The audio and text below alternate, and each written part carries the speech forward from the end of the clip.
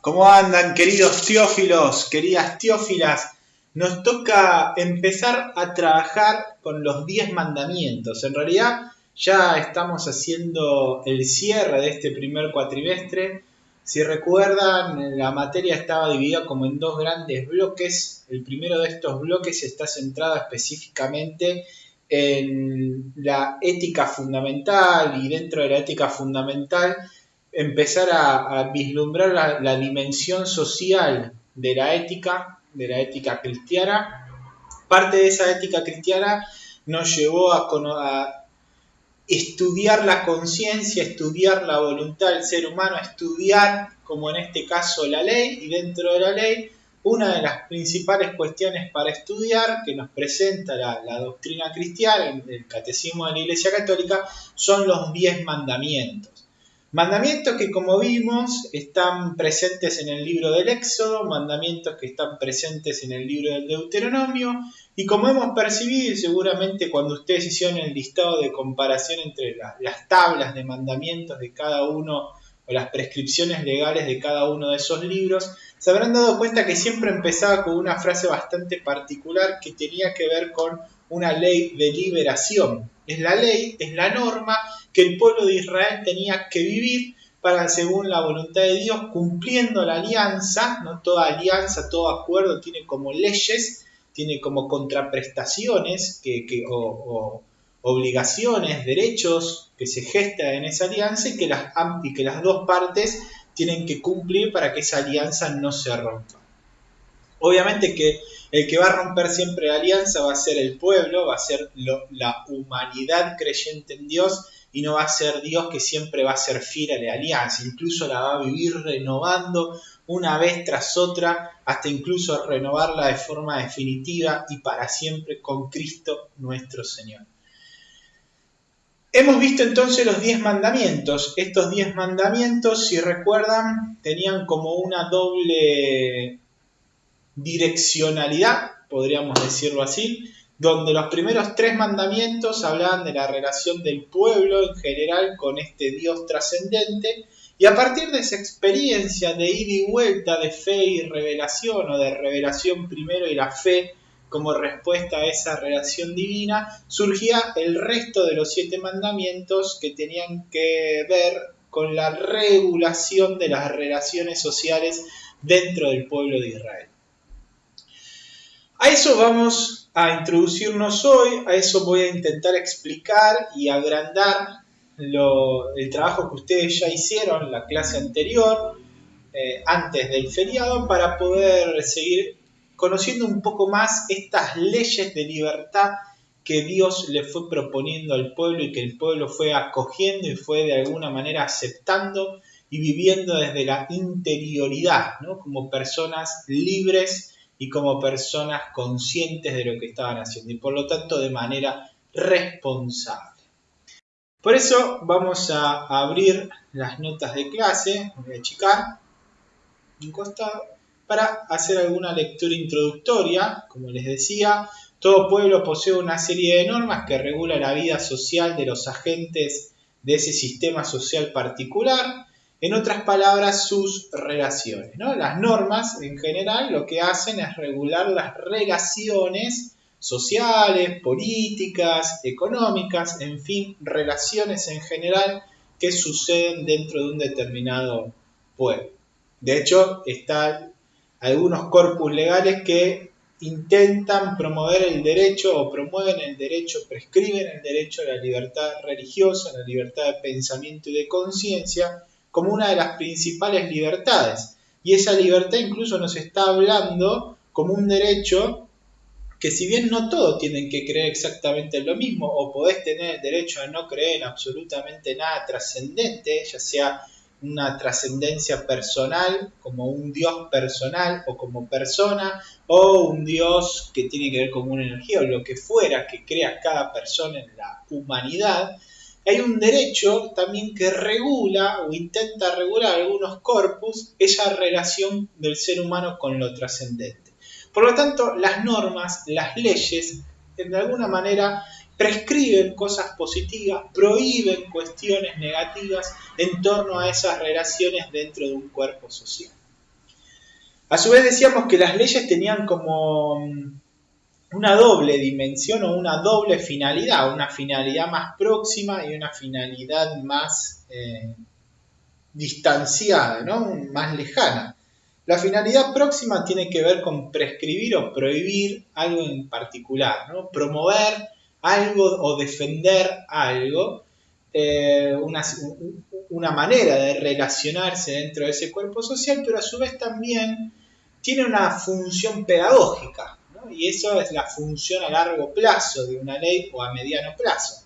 De alguna manera, cuando una sociedad va viviendo esta norma, o una determinada norma, o una determinada costumbre, a lo largo del tiempo, evidentemente pasa a formar parte del código conductual, ¿no? Las conductas de las personas.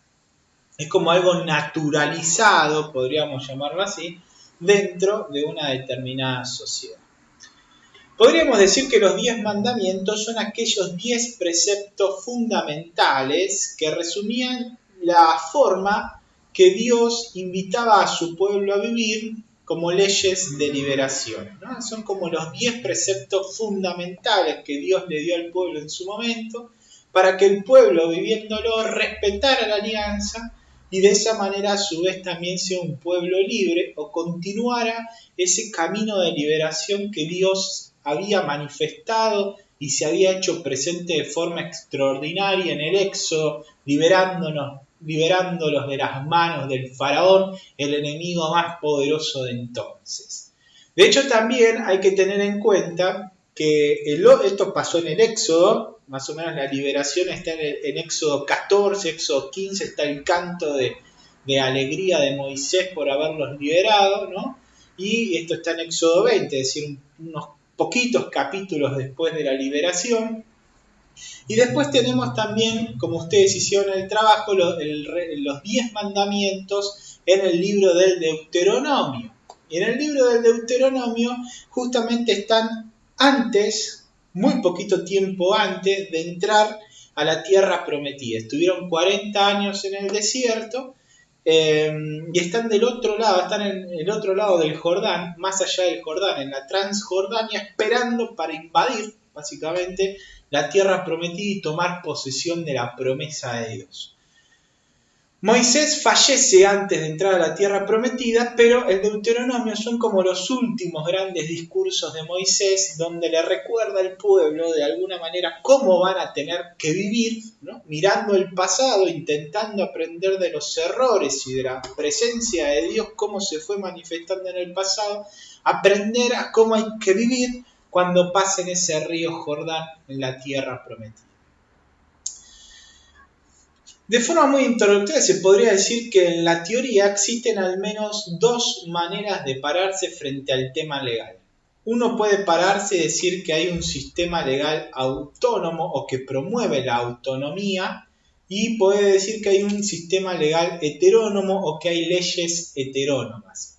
Estos son los dos extremos que en el medio van a dar lugar a una infinidad de posibilidades con respecto a formas de mirar la ley en relación con su origen y cuál debe ser el grado de respeto y cómo debe de alguna manera vivirlo el propio ser humano.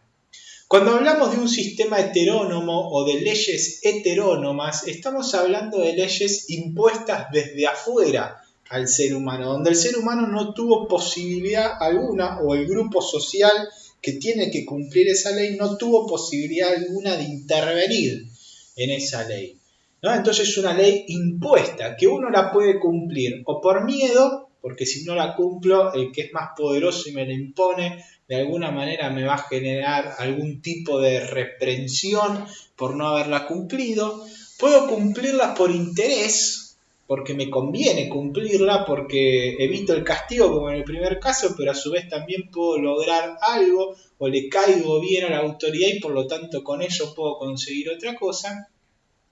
O la puedo terminar cumpliendo, que va a ser un caso que vamos a ver después bastante particular, en relación con la autonomía, porque de alguna manera la he internalizado, he entendido, la he acogido porque he entendido el espíritu de esa ley. De alguna manera vamos a ver que hay como que en el cristianismo hay una tensión justa entre autonomía y heteronomía. Ya lo vamos a ver a posteriori. Cuando hablamos de sistemas legales autónomos o hablamos de leyes autónomas, hablamos justamente de la ley que se da a sí mismo una persona o un grupo social. Una ley autónoma o una persona que se declara autónoma es una persona que se da a sí misma la ley. Entonces no depende de leyes externas para poder regirse. En la práctica es medio complejo que se terminen dando las dos, salvo en sistemas muy particulares. Pienso quizás en una monarquía, o quizás si son pocos, o en una oligarquía, en los sistemas aristotélicos, porque después es muy difícil que la población no termine participando de alguna manera en la ley. De hecho, en nuestro sistema democrático o en las democracias en general, uno termina eligiendo, a ver, no podemos decir que las leyes que establece el Congreso o el Poder Ejecutivo Nacional con decretos o resoluciones administrativas de los distintos ministerios sean leyes heterónomas o normas heterónomas, porque en el fondo uno termina por participación eligiéndolos en las elecciones, más allá que uno esté de acuerdo o no con las decisiones concretas de tal o cual poder ejecutivo, poder legislativo, poder judicial, en el fondo uno tuvo cierta participación en la elección. Entonces las leyes no terminan siendo del todo heterónomas. Y la autonomía plena es imposible porque uno siempre está dentro de un marco legal, ¿no? Puede ser que haya grises, puede ser que algo no esté regulado, pero que uno sea totalmente autónomo daría la sensación de una situación hipotética, teórica, que hay que contemplar, pero que es medio difícil en la práctica de observar. Sería algo así como lo anterior al pacto social, uno podría pensar, que habla Hobbes, Locke, Rousseau y demás, ¿no? Si la primera hace referencia entonces a la capacidad de autogobierno de una persona o de un pueblo, una ley que brota desde la propia capacidad decisional de dichos agentes físicos o corporativos, la segunda menta de la circunscripción o imposición de una ley externa a la persona. Se podrían sintetizar ambas posturas diciendo que en la primera la ley brota desde adentro, en la autonomía la ley brota desde adentro, y en la segunda desde afuera. La propuesta de Dios, la propuesta de la Iglesia, la propuesta judeocristiana en general, es una propuesta de carácter intermedia, o mejor dicho, una justa tensión cualitativamente distinta, el justo medio aristotélico podríamos decir, cualitativamente distinto a los opuestos entre la autonomía y la heteronomía. Hay como una circularidad hermenéutica y una justa tensión entre ambas palabras. Ambas ayudan a entender la otra y no se pueden entender de forma aislada. La propuesta normativa de Dios surge de una experiencia con Él. Eso lo hemos visto, ¿no? Es decir, cuando uno agarraba los textos de los mandamientos, el del Éxodo y el del Deuteronomio, claramente veía que en ambos textos se hablaba de, como les dije, una ley de libertad, y que era una ley de libertad que era parte de una alianza, y la alianza no es otra cosa que un pacto que el pueblo hace con Dios. Por lo tanto, surge de un encuentro con Dios. La ley sin ese encuentro no tiene ningún tipo de sentido. La ley religiosa, cristiana, judía, se basa en ese encuentro, en esa alianza primera con Dios. Y todo encuentra sentido dentro de ese gran cuadro o marco hermenéutico, ¿no? No podemos interpretar la ley desde afuera, desde esa vivencia de encuentro con Dios.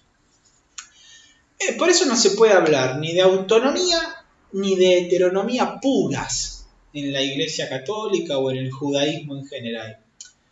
La ley de Dios es una ley de libertad porque se vive desde adentro, ¿no? O sea, cuando uno termina siendo libre realmente, cuando vive la ley de Dios, entendiendo el espíritu de la ley de Dios y viviéndola por amor, ¿no? Por amor, como cuando uno se encuentra con una persona que empieza a quererla, la ama, y deja de hacer cosas y pasa a hacer cosas que antes no hacía. Bueno, simplemente porque surge en ese contexto y no se pueden entender esas nuevas conductas de la persona que empieza a hacer cosas o deja de hacer cosas si no es en ese contexto de que está enamorado o de que se ha empezado una relación de amorío con alguien en particular.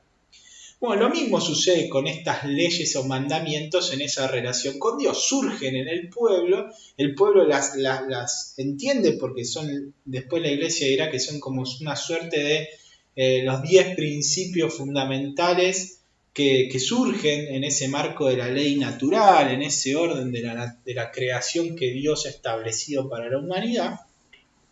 Esa ley moral que el ser humano va descubriendo y que de alguna manera esto nos lo presenta de forma revelada como para que al ser humano no le quede ningún tipo de duda, en el fondo es una ley que Dios estableció desde afuera, o sea, tiene una dimensión heterónoma, porque Dios al crear el mundo, el universo, lo creó de una forma particular, o permitió que se vaya haciendo así, constituyéndolo en su existencia, y a su vez también es una ley que termina dando la libertad al ser humano porque esa ley externa, el cristiano o el judío la acogen en su interior, encuentran el sentido profundo que surge a partir de ese encuentro con Dios y por lo tanto la viven desde adentro. Si bien es una ley que Dios crea y que de alguna manera el ser humano tiene que aceptar para ser libre, el ser humano al aceptarla empieza a ser libre, pero en ese sentido también podemos decir que es autor.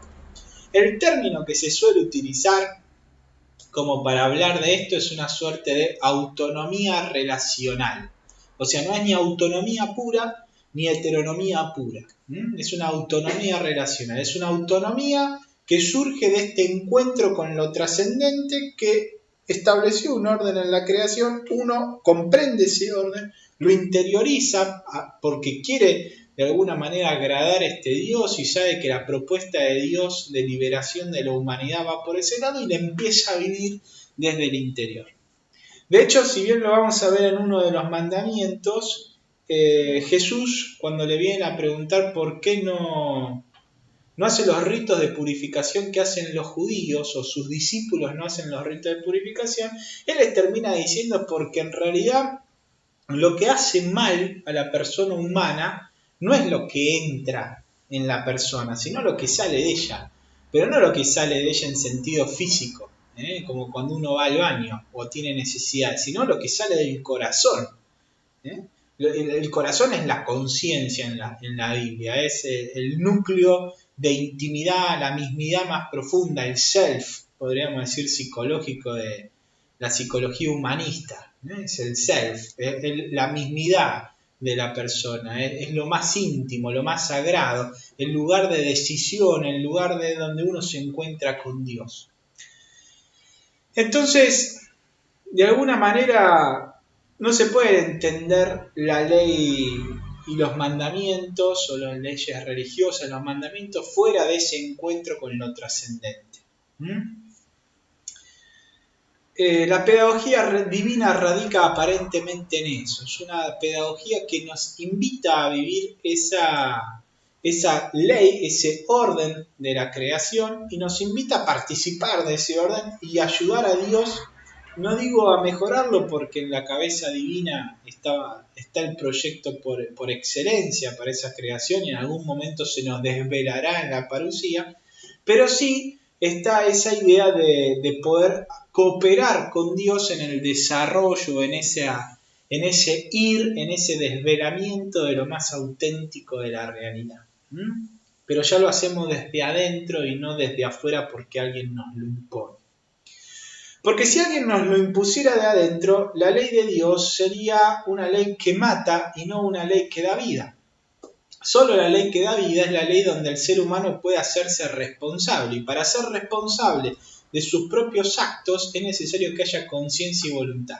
Por lo tanto, es necesario justamente que el ser humano, o esa ley de Dios, el ser humano la acoja, la entienda con su conciencia y la quiera vivir desde adentro por mera invitación de Dios y en respuesta a ese amor que Dios tiene. ¿no? Los 10 mandamientos hay que entenderlos como 10 leyes de amor o 10 leyes de promoción y defensa del amor, ¿no? La promoción y defensa de las relaciones de Dios con la humanidad y de la humanidad con Dios y consigo misma, ¿no? Son leyes de amor. Si uno no entiende en esa dinámica de un Dios que invita y un pueblo que acepta esa invitación y responde a Dios también gratuitamente, no, las leyes quedan como leyes propiamente que a uno se le imponen y que las tiene que cumplir porque si no recibe un castigo, ¿no? Más lejos que eso no hay con respecto a los 10 mandamientos. Son unas leyes de amor, unas leyes de entrega de la humanidad a Dios, que responde a su llamado o a su invitación de liberación, de querer estar con la humanidad a pesar de que la humanidad haga lo que siempre hace, de pararse de frente a Dios e intentar ocupar su lugar. Las tablas de la ley. Algo básico. La tradición judío-cristiana ha llamado a las normas establecidas por la tabla de la ley los 10 mandamientos.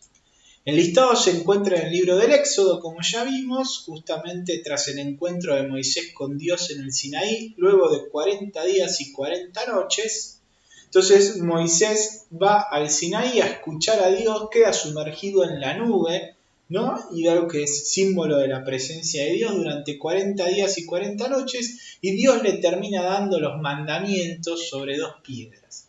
La cuestión dice el relato que cuando Moisés baja al pueblo después de 40 días y 40 noches, el pueblo había empezado a desconfiar de Dios en tan solo 40 días, y por eso se había hecho un becerro de oro y caído en la idolatría. Moisés termina rompiendo las tablas de la ley, hasta que en algún momento el pueblo recapacita. Moisés va una vez más a pedirle a Dios que por favor le dé los 10 mandamientos, y por eso después baja y termina el pueblo empezando a vivir esa tradición. Es interesante pensar que la tendencia que uno tiene a vivir estas cuestiones, cuando en realidad son leyes de libertad, son leyes que hacen libres a la humanidad, y por una mala concepción, donde la Iglesia ha tenido también su parte institucional, su parte de responsabilidad, quizás enseñarlo en un esquema bastante moralista, donde si yo no lo cumplo entonces Dios no me quiere, o cosas así por el estilo, o me va a ir mal en la vida. Una mala comprensión. El listado de eso se encuentra en el libro del Éxodo, como ya dijimos, pero también en el libro del Deuteronomio, justo antes de la entrada del pueblo de Israel en la tierra prometida. Luego, nuevamente, de 40 años en el desierto por desobediencia y falta de confianza en Dios, ¿no? El mismo esquema se repite. Es decir, les da la ley, luego de 40 días, 40 años, luego en el desierto, donde hay una desobediencia de parte del pueblo y donde hay una suerte de confianza que el pueblo debe empezar a desarrollar en su Dios.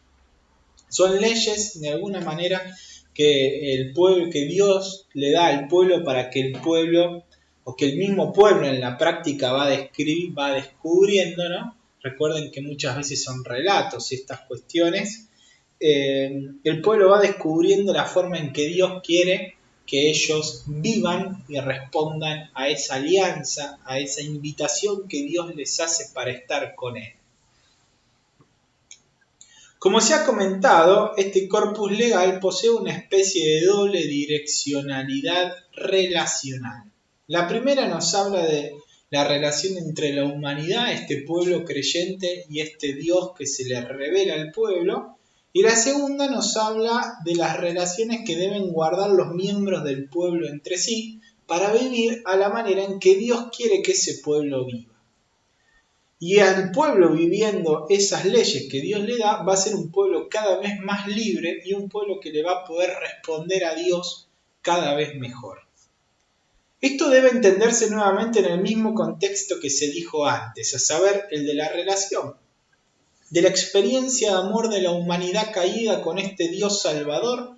La humanidad arrepentida encuentra en la antigua alianza y en la ley de Dios su forma de vivirla, su posibilidad de liberación. Una posibilidad de liberación que el pueblo del Antiguo Testamento claramente no ha podido vivir desde una perspectiva católica. Por eso ha sido necesario que Dios envíe a su propio Hijo para liberar de forma definitiva al pueblo, ¿no? La ley sin el Espíritu, la ley sin la gracia es incumplible y como dice Pablo, incluso hasta nos termina condenando, porque si no hay ley no podés condenar a nadie, pero una vez que está establecida la ley, encima no la podés cumplir de alguna manera, esa ley, dice Pablo, nos termina condenando, ¿no? Por eso es necesaria la gracia del Espíritu, una vida espiritual, en el sentido de una vida movida por este Espíritu de Dios que va ayudándonos a discernir y haciéndonos cada vez más libres, ¿eh? De alguna manera, como decíamos antes, es una ley de amor, leyes que surgen en esa relación de amor de Dios con su pueblo. Es como las leyes o las normas o las costumbres que empiezan a surgir en una pareja porque son leyes de amor. ¿Y por qué hay que hacerlo así? Porque de alguna manera el amor lo demanda, ¿no? Un amor sano, un amor libre, un amor respetuoso del otro, a veces demanda determinadas actitudes. Vamos a dejar el primer video hasta acá para luego empezar a hablar de los mandamientos uno por uno, algunas cuestiones muy básicas que nos presenta el catecismo, a fin de poder comprender mejor lo que ustedes compararon, las tablas, esas tablas que compararon con respecto al libro del Éxodo y con respecto al libro de Deuteronomio. Nos vemos en el próximo video para seguir manejando, estudiando, tratando los mandamientos de las Escrituras.